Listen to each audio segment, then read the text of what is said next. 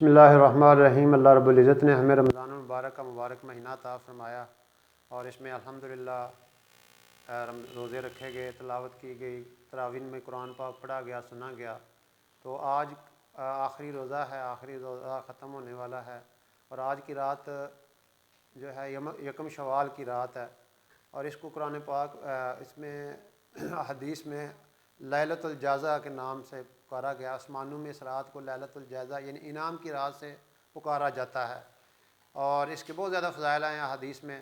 عام طور پہ ہم یہ سمجھتے ہیں کہ اب رمضان ختم ہو گیا ہے اور آج کی رات آرام کی رات ہے، نیند کی رات ہے۔ اللہ کی ایسی بات نہیں ہے، حدیث میں آتا ہے جو دو راتوں میں یعنی عید الاضحیٰ اور عید الفطر کی رات میں عبادت کے لیے جاگے گا تو اس کا دل اس دن نہیں مرے گا جس دن سب کے دل مر جائیں گے، یعنی قیامت کے دن یا فتنہ و فساد کے وقت جب دلوں پہ مردنی چھا جاتی ہے۔ پھر ایک اور روایت میں آتا ہے، رسول کریم صلی اللہ علیہ وسلم کا ارشاد گرامی ہے کہ جو سال میں 5 راتوں میں عبادت کے لیے جاگے گا اس پر جنت واجب ہو جائے گی، یعنی اتنی قیمتی رات ہے آج کی رات۔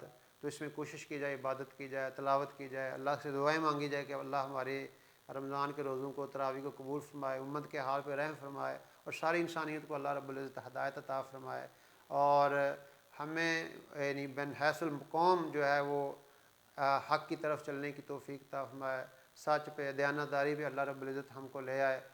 اللہ رب العزت ہم سب کو عمل کرنے کی توفیق دے۔ والسلام علیکم ورحمۃ اللہ وبرکاتہ۔